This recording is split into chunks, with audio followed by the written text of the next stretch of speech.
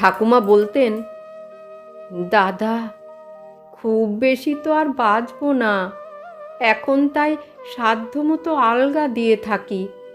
যে অল্প সময় আছে বাকি, দেখতে দেখতে কেটে যাবে। তোমরা থাকো ভালো।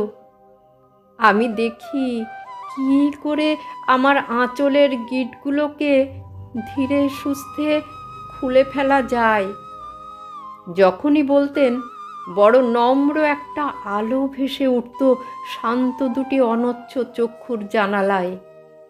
দিদি তো তক্ষুনি রেগে টং, বলতো, তুমি যাবে কোথা? দিচ্ছে বা কে যেতে?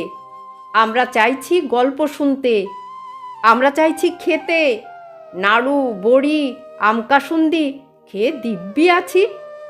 বুঝলে তো ঠাকুমা, তুমি বাজে কথা বাদ দিয়ে বরং গল্প বলো, কিংবা সেই বিখ্যাত লাউয়ের ঘন্ট রাঁধো মুগ ডাল ছড়িয়ে।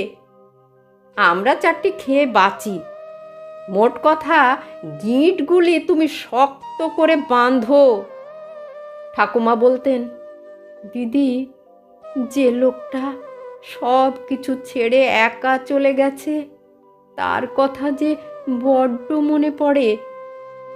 সেও তো বলতো, কলকাতা শহরে চিত্তসুন্দরীর থেকে সুন্দরী যদি বা থাকে, তার অর্ধেক সুন্দর রান্না কোথাও পাবে না।